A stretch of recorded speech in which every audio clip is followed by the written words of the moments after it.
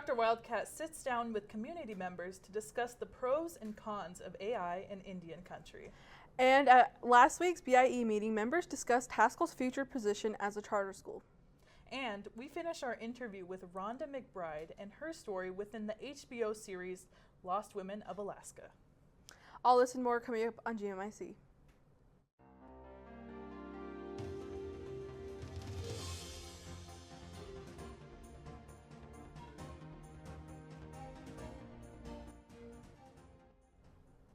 Welcome to Good Morning Indian Country. I'm Shia Blackcloud. And I'm Allison Levering. We're coming to you live inside our studio at Stafford Flint Hall at the University of Kansas.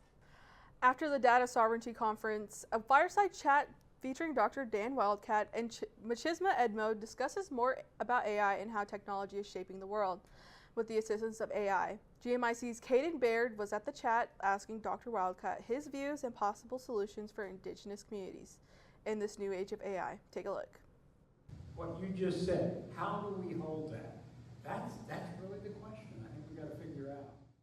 Hosted in Maselli's in downtown Lawrence, a more intimate conversation was held between Dr. Dan Wildcat and Chamisa Edmo. But the topic remained the same. How can Indigenous communities adapt with AI, either as a resource or an issue to be solved? This is a discussion Indigenous people need to have amongst themselves, and I think you've got to go very slow at first in order to really produce something that's going to be reliable, valuable, and really ask yourself, what are your expectations? As Dr. Wildcat would put it, AI will always be missing that special something. In terms of important kinds of questions, I don't think AI is ever going to be replace what I like to call AI 1.0, our ancestral intelligence. During the discussion, questions were fielded from the audience concerning AI and its use. People can navigate a divorce via ChatGPT. You don't know where it came from. You don't know if it was reliable. You don't know real, unreal. I think also there's an issue of accountability when you don't know where it came from. And suppose you get really completely false, potentially dangerous information. Who do you hold accountable? As the night winded down, Wildcat left a warning and a possible solution to AI use for Indigenous communities. I think the best solution is, if you're going to develop something, you will never connect it to the World Wide Web. It's that issue. And even putting stuff in the cloud is dangerous because the cloud can be hacked. For Good Morning Indian Country, Caden Baird. Question. So this is why I think I love talking to Chamisa. Thanks, Caden. If you missed this year's conference, don't worry, as it's an annual event, but there will be a new topic of discussion come next March. Last week, Haskell's students, faculty, and staff were invited to a BIE meeting revolved around the future of Haskell's place in higher education.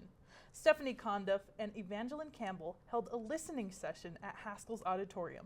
GMIC's Trina Sinney has more. Just so you know a little bit about me, I have a journalism background. I used to work for newspapers when you all would read them, but you know, that stopped. So I went to law school, I did a master's in public policy, and I've worked for the Department of Interior for the last 6 years. I've sat as a tribal judge, and I really love policy, law, and economic development. I actually created a company, scaled it, exited, all in Indian country. So I look at education as a first-generation college student, and I'm a mom, and I have 2 kids that I would love if they got to come to Haskell. So Haskell's future is imperative. Now what that looks like is based on your perspective, your experiences in the community. So I am not here to opine. I have the bill printed, I have it marked up. I can answer questions, I can read it back. You can scan here and you can read it yourselves. I know everyone learns differently. But I just want to let you know this is a listening session for me to hear you. So please use the technology. You don't have to say anything today at all. You can send written comments. You can print off comments and drop them off at the president's office if you don't feel comfortable. You can meet with your congressional representatives on your own. These are all within your rights and opportunities as students. And I'm so thankful that you're here. Whenever we ordered pizza, we didn't know how many would come, but just the fact that you're investing your time in your community is really special. So thank you for just being here today. And with that, I just look forward to our open conversation and can answer whatever questions I can, or can help better explain how this bill is drafted by the people who drafted it. The Bureau of Indian Education does not have an official stance on the bill. We are not for it, we are not against it, we are not opined about it. And so we're here just to learn about what you think the unintended consequences or others might be. The National Haskell Board of Regents is in support of the bill. They have a Facebook page, and they're going to put up information about their perspective, and that's another source of information that you can seek out whenever you're doing your research. Obviously, the Senator Moran's office and team supports the bill because they drafted it, and they have co-sponsors on both the House side and on the Senate side. So that's another excellent place that you can look for information. So, with that said, Dr. Rickborn. We'll go ahead and open up for questions. And before we, just so everybody knows, when she just said the Board of Regents supports the bill, the Board of Regents for Haskell is officially a 501c3 that is not the BIE, and they serve in an advisory role. So the Board of Regents doesn't have to abide by ACHAC and all that type of stuff. So, and we have actually communicated with the Board of Regents that since we can't talk about things that are in legislation, they can. We encourage them to communicate more about what they are doing. So if you follow the Board of Regents, they've started posting a little bit more stuff about their stance and useful materials and things like that. But that's coming from they're a different institution as a 501c3. So a little bit of FYI for the background. All right, who wants questions, comments?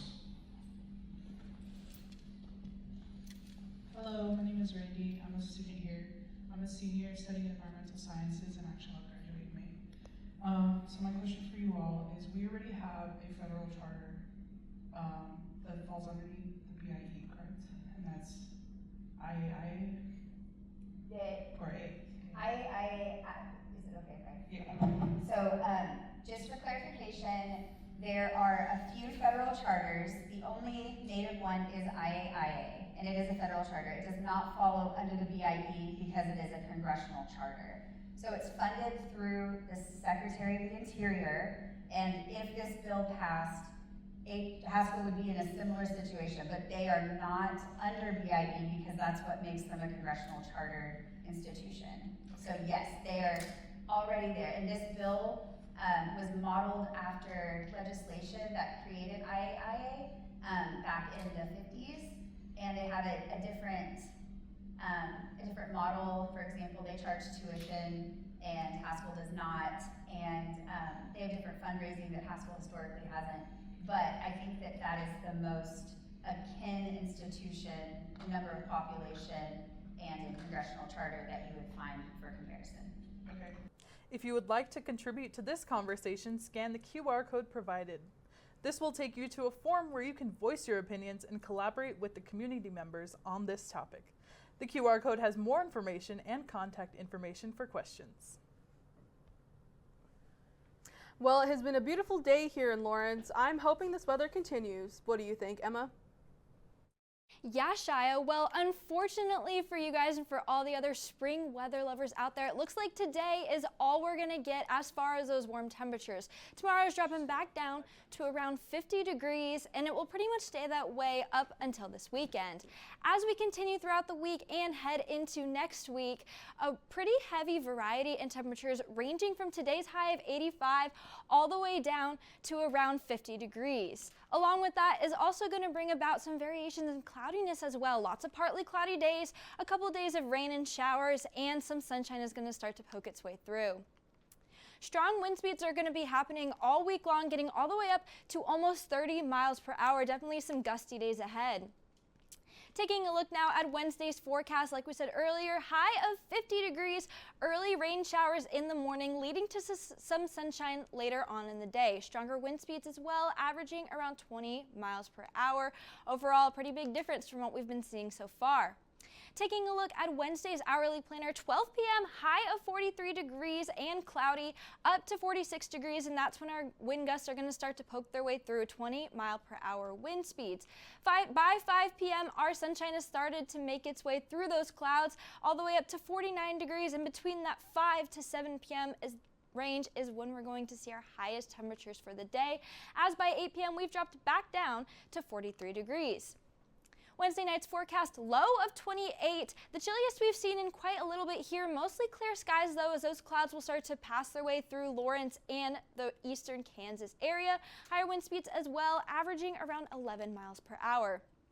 By Thursday, our temperatures have risen back up to 61 degrees, and the sunshine is here to stay for just a little bit longer. Higher wind speeds as well, averaging around 25 miles per hour later on in the afternoon.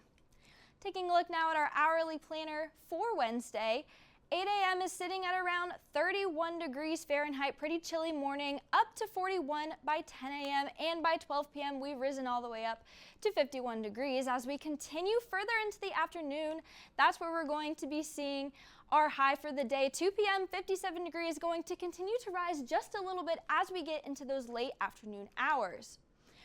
Thursday night's forecast, a low of 42 degrees, just a little bit of a difference from the day before. Partly cloudy skies this time as our clouds start to force their way back through the atmosphere. Higher wind speeds as well, averaging around 11 miles per hour.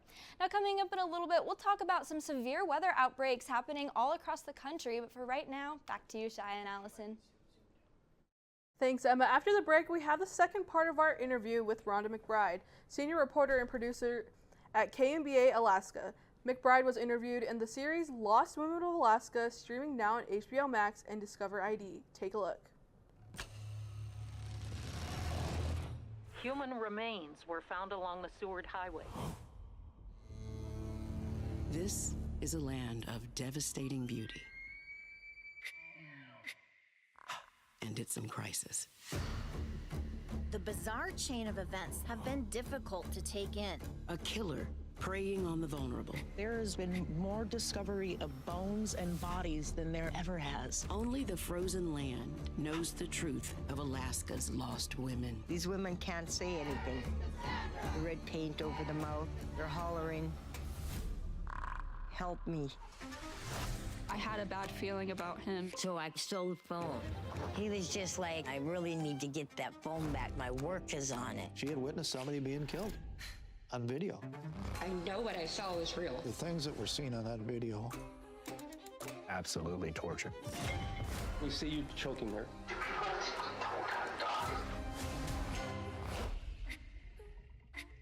She's not dying fast enough. It sounds like something I would say. You did say it. Alaska is a killer's playground. There were pieces of her hair in the shrub and the trees. She was isolated, easy prey. She's our family. We love and miss her. He said he was like a hunter standing over his kill. Are there more Alaska Native women that are victims? How many more has he killed? Thank God for the women in this story who made their voice heard. She did what she could to stop it. I want to ask him about the harm that he's done. He's a monster. Lost Women of Alaska, an ID documentary event, February 25th on ID. Good Morning Indian Country is supported by Press Forward, the nationwide initiative strengthening communities through local news.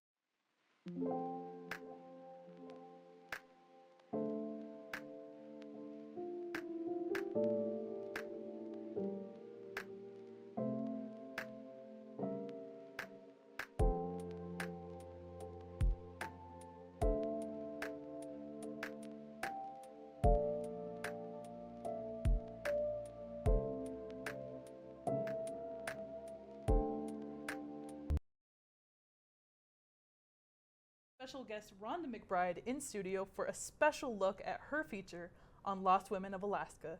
This week we give you part 2 of her insightful interview. Take a look. In Lost Women of Alaska, we're taken actually through interviews with family members, community members, homeless people who lived in Anchorage when these atrocities happened. Why is it important to tell this story through a community-centered lens? Well, I think it's the only way that it comes into people's awareness, because I think as long as people who are victimized are faceless, they don't have a story behind them, that you don't realize that they were someone's mother, someone's daughter, uh, and so I think it's just very important that this movie, this series of movies, did a really good job of telling us about these women. They were more than just victims.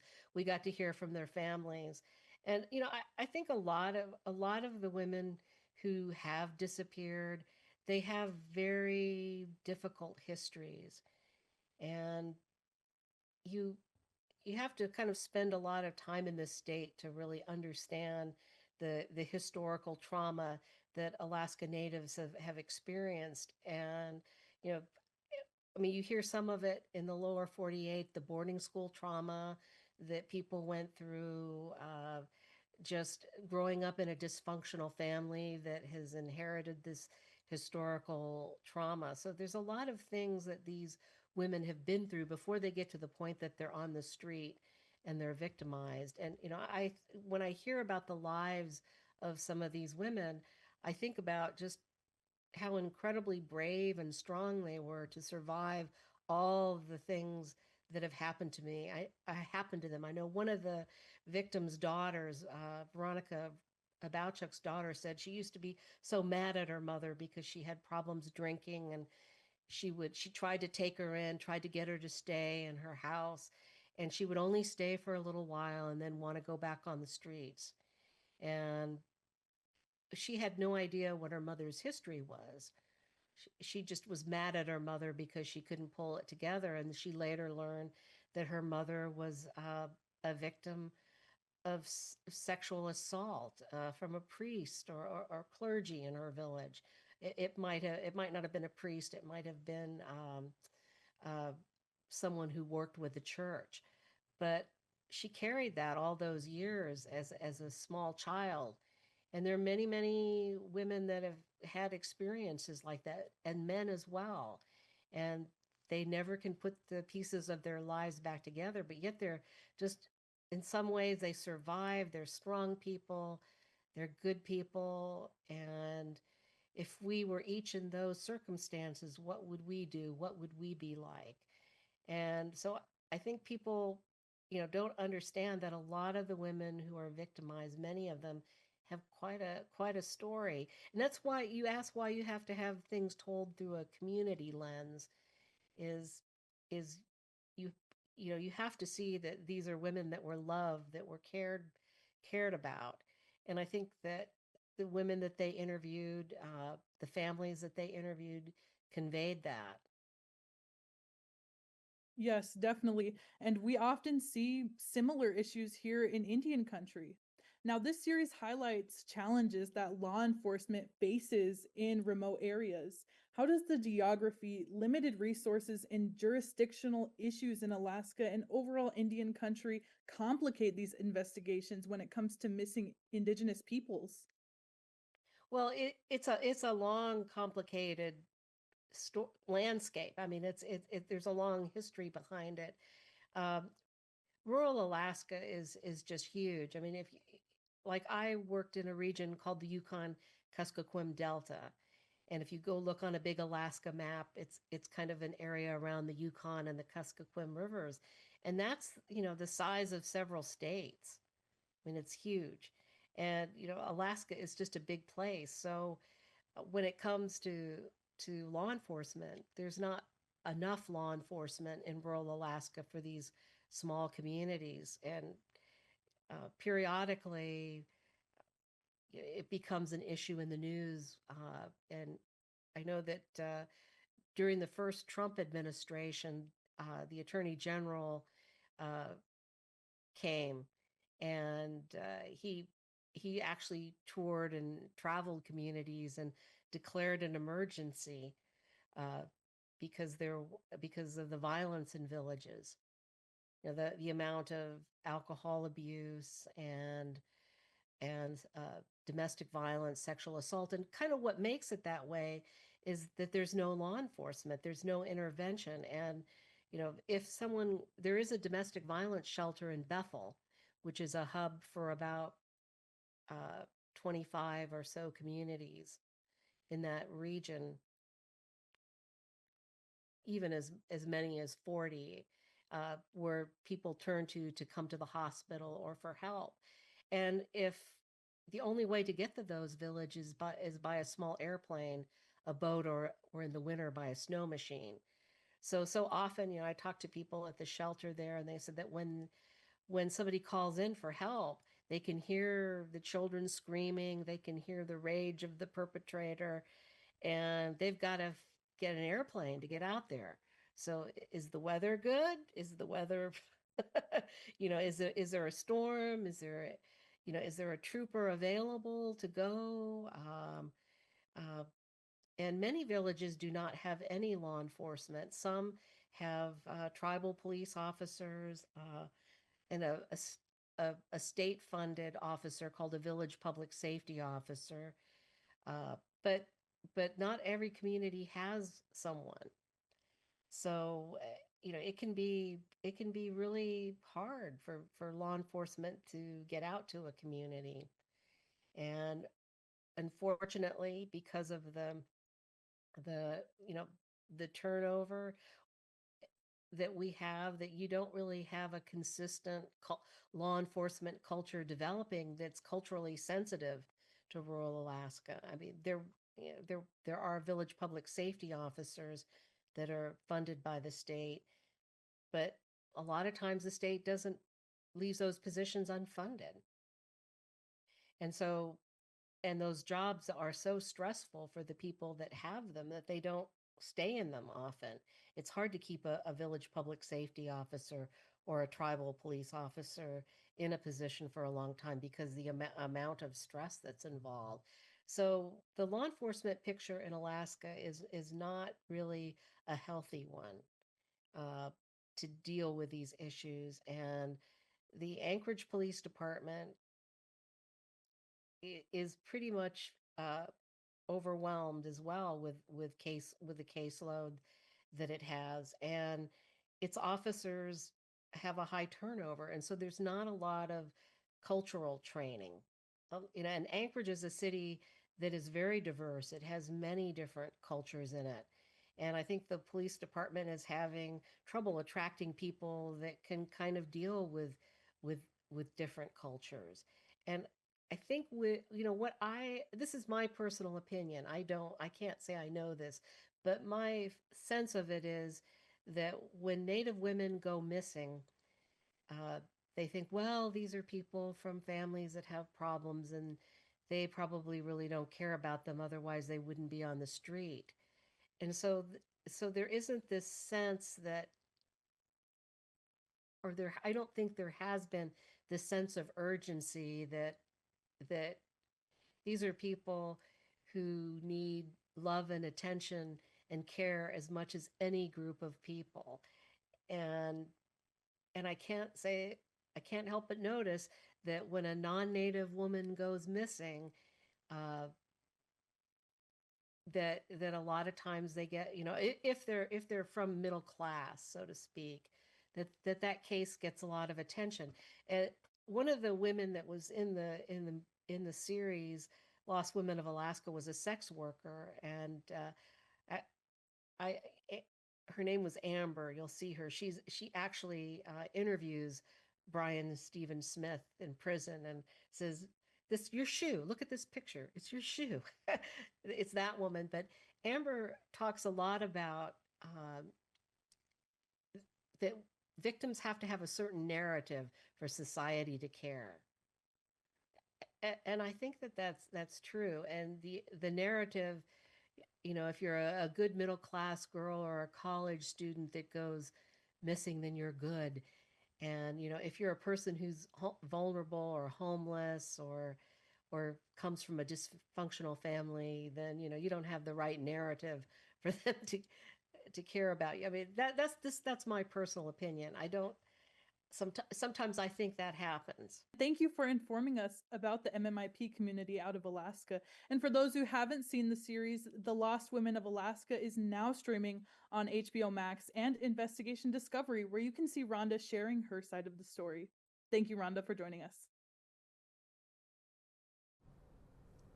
For those who have not seen the series, Lost Women of Alaska is now streaming on HBO Max and Investigation Discovery, where you can see Rhonda sharing her side of that investigation. I've heard that there have been some storms around Indian country, which, for some tribes, the first storm marks the beginning of a new year. But what does that mean for spring, Emma?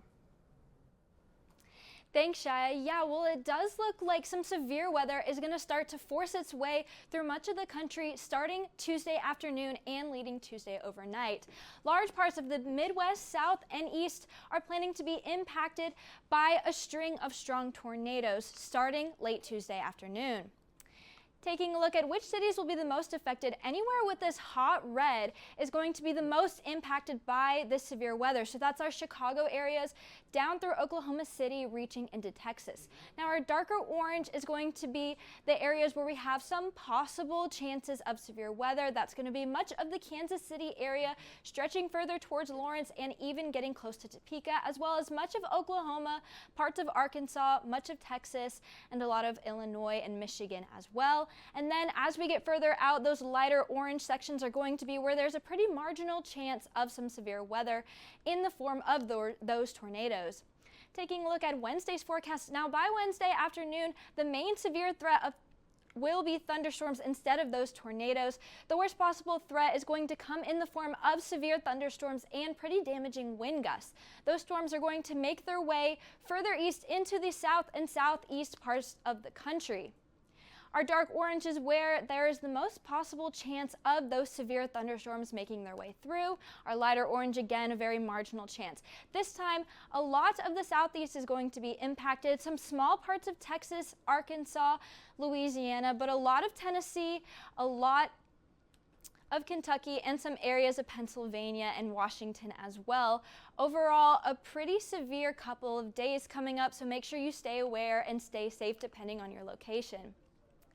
Along with that, some potential flooding is also going to be making its way through all of those areas we just talked about. Anywhere with this dark green is going to be where that has the highest potential of about 3 inches of rainfall forecasted over the next 3 days. That's going to be down here in our Louisiana area, up near Dallas, through some parts of St. Louis and Cincinnati. Our lighter green is going to see about 0 to 1 inches of rainfall, which is most of the rest of the southeast, extending further into the Mideast and the Midwest. Taking a look now at Lawrence's extended forecast, like we said earlier, high of 50 degrees on Wednesday, rising up to 61 on Thursday, remaining pretty consistent in those low 60s up until this weekend. High of 71 degrees, back to our low 70s, dropping right back down on Sunday to a high of 51, dropping even further by next Monday to 40, rising up again by Tuesday. So like we said, lots of variation happening over the next couple weeks. Along with those variations in temperature are going to be our variations in cloudiness. Friday and Saturday is looking at lots of partly cloudy skies, transitioning into mostly partly cloudy skies by Sunday, and that's where our wind is going to have the strongest effect, averaging 25 to 30 miles per hour.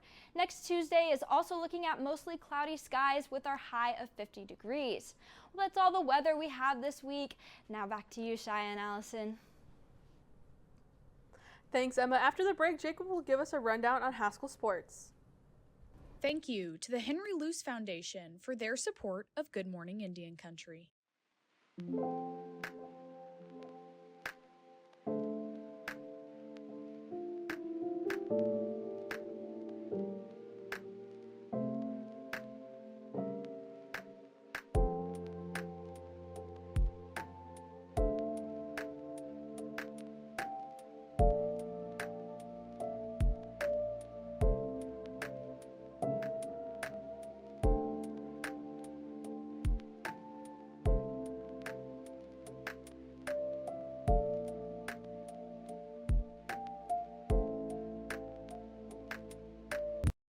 Welcome back to your weekly recap of sports all over Indian Country. I'm Jacob Johnson, and we have some exciting stuff to talk about today. Starting off, the women's basketball team last Thursday at their selection watch party got selected to play the #1 seed Marian University in the women's NAIA first round of the playoffs that will take place in Indianapolis this Friday.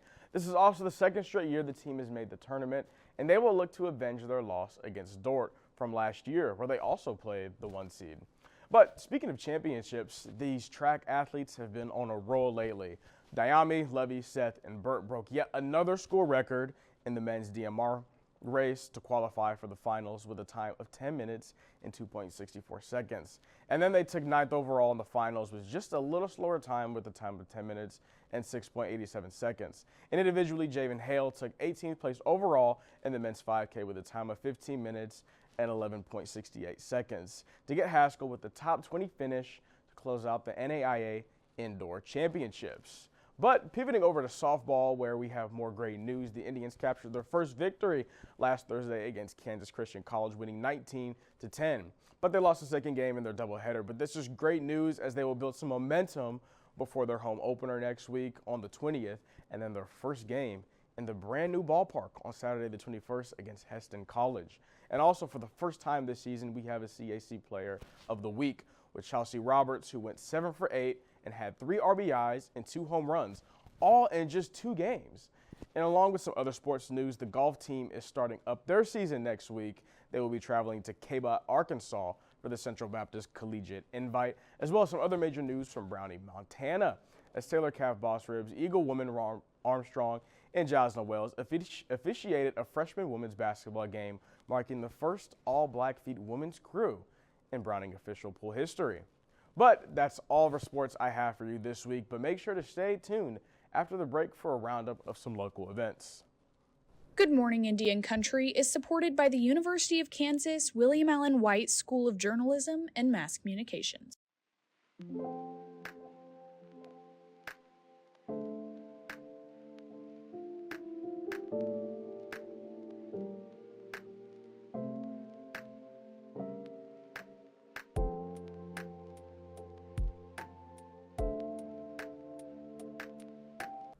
Welcome back to your weekly roundup.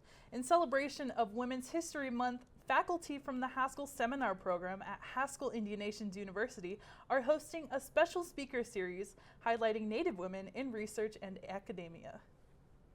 On Thursday, March 12th from 6 p.m. to 7:30 p.m. in Parker Hall, room 110, the event Research for Us, by Us will feature a conversation with Haskell graduates Dr. Jessica Berghardt, Dr. Carrie Whitlow, and Dr. Jennifer Bonilla, who will share their research and reflect on their journeys through grad school.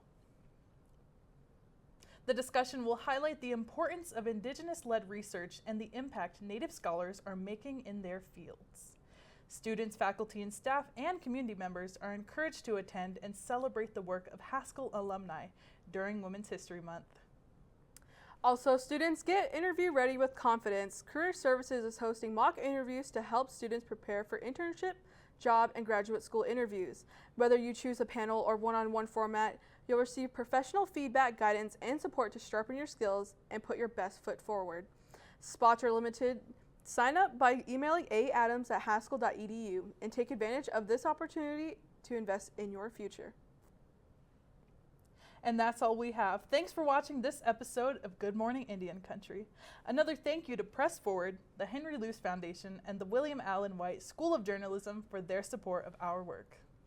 And as always, don't forget to follow us on social media at Good Morning Indian Country. And stay good, Indian Country, and we will see you after spring break.